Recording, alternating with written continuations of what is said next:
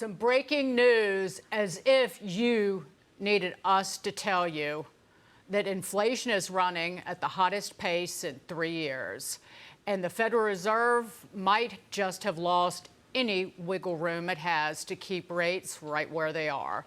Meanwhile, talks in the Middle East are stalling. The president says his patience wearing thin.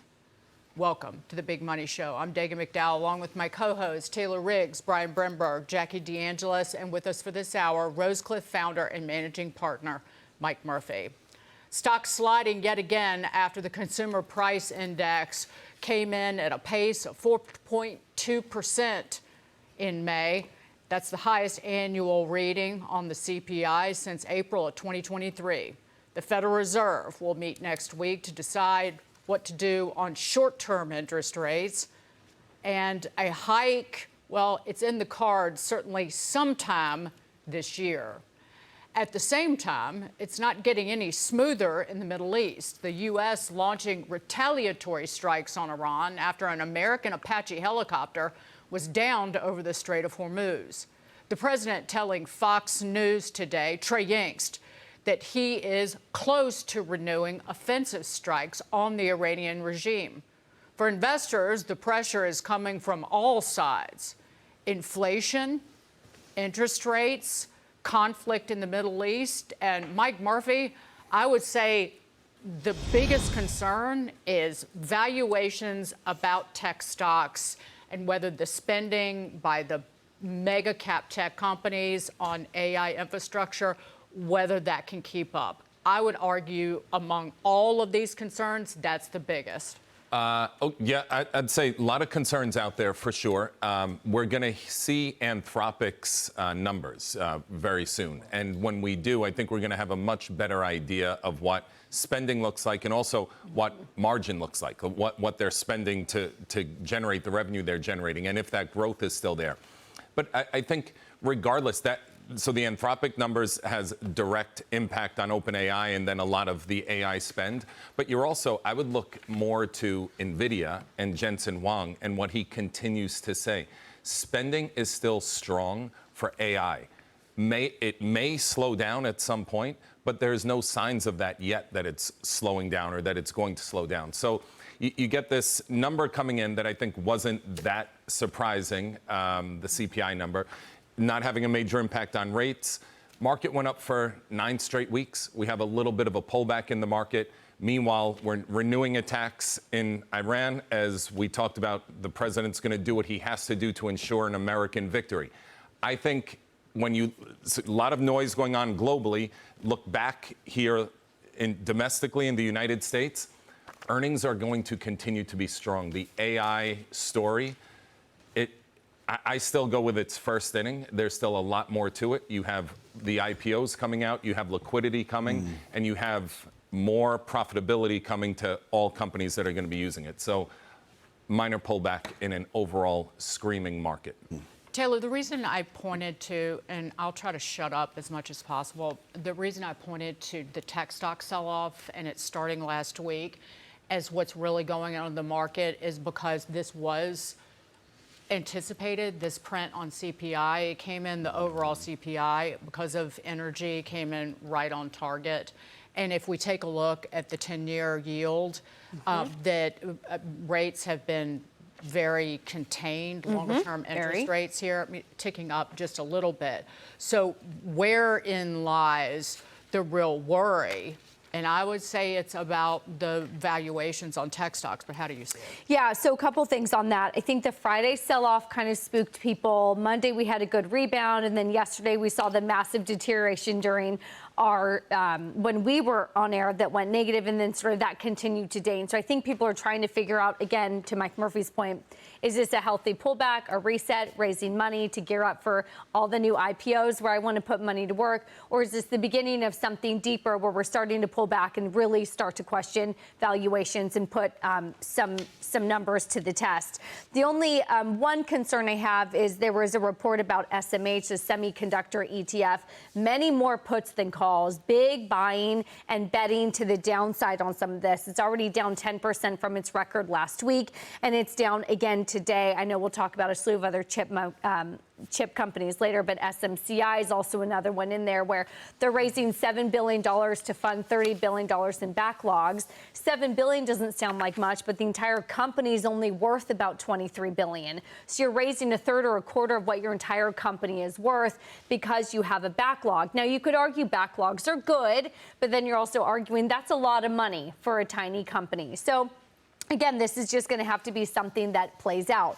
Dagan, I think another risk as it relates to inflation, and I didn't do a chart of the day because Brian didn't like my chart of the day yesterday. He named you one of the lines in it, neon yellow. What was it? Median issuance. I'm median issuance. Median issuance. Which is a way of You saying were dressed like median issuance. I'm just mid. No, you're not. Middle. No, mid. Mid. Just- Aim yeah. high. Wonderfully mid.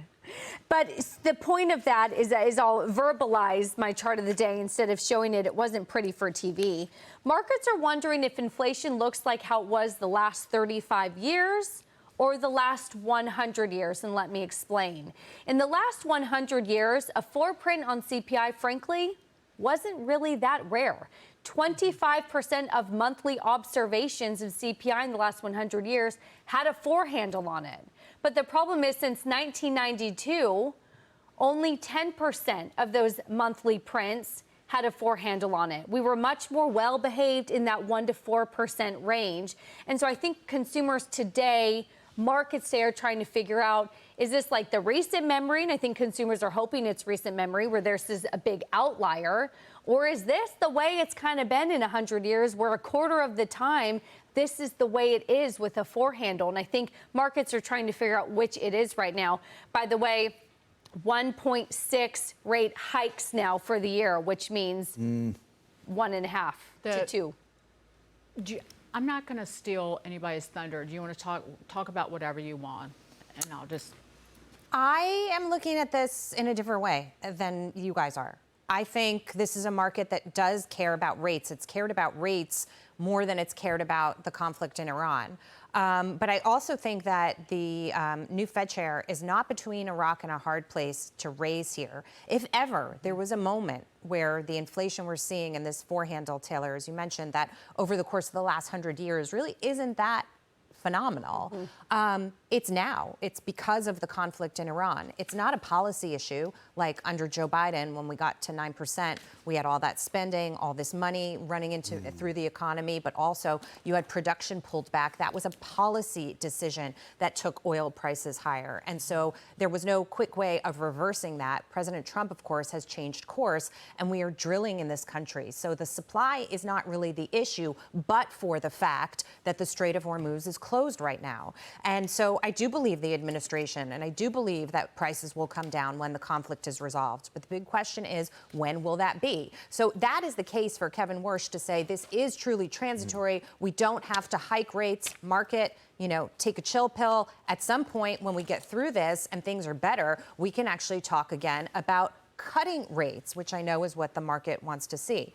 Now, oil prices are trading around 91 and change right now. And I imagine if this conflict heats up, which it looks like it's going to, oil prices will go higher short term as that plays out. But the shooting down of our helicopter, I absolutely believe 100%, 150% that the president has to take that as an act of an aggression. We were talking to them. He was giving them the benefit of the doubt. He was giving them more time than he wanted to give them. He said things were coming along, and then you go and shoot our helicopter down. Just because nobody died in that situation doesn't make that not an act of aggression. So I do expect him to ramp things up. As a matter of fact, he was talking in the Oval Office, and one of the comments he made when he was asked about this, he said, we're going to be attacking them and attacking them very hard. So, I urge everybody to kind of brace themselves for all of that. And I would just say the sell-off that we're seeing with respect to some of these tech stocks, I mean, we were at all-time highs. I was wondering when people were going to sell and take profits. I think it's a natural thing to do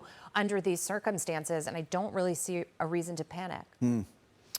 Aren't you surprised that oil's still 91 bucks? Yeah, it's remarkable. Not You're not 150 surprised? or 2. I'm not surprised at all. I think, and it just goes back, sorry, quickly, it goes back to, I think that this is under control, what's going on. So they shot down a helicopter. Luckily, no one died. Right. But there's still a couple of missiles there. I don't know So President Trump's going to hit hard, which I think he will do, but he's not going to wipe the country out. Like he's going to hit a strategic area to show that you're not going to be able to fire at us and us not fire back at you. But the oil market's telling you there's no shock to the system, which I think is a good thing. Can I, before you get on that No, that's note, why I asked the question. I wanted to hear what you guys think.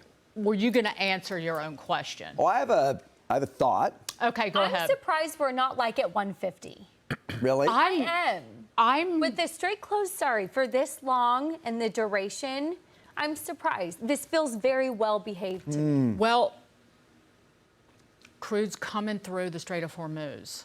Tankers are going dark. Bloomberg writing a long piece about it to sneak more barrels from the Persian Gulf through the Hormuz. That's why Kuwait was essentially taking orders from Asia yesterday, knowing that it can get those barrels out of the Gulf and to customers in other parts of the world.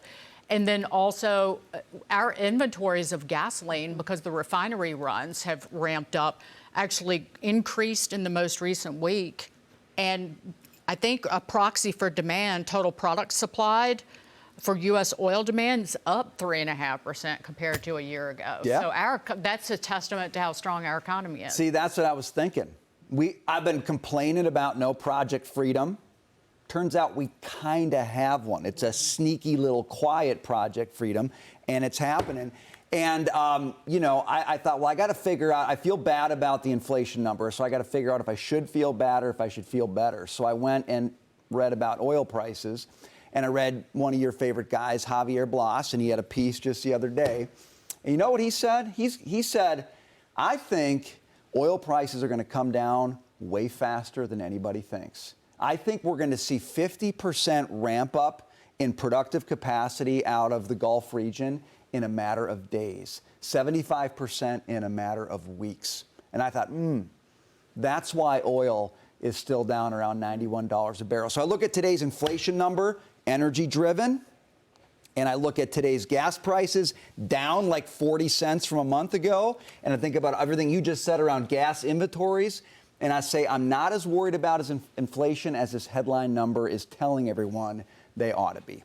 So what Javier was writing, and correct me if I'm wrong, is that if these Gulf states know that they can get those barrels through the strait by hook or crook, transponder on or off, they will will begin restarting production. That's right.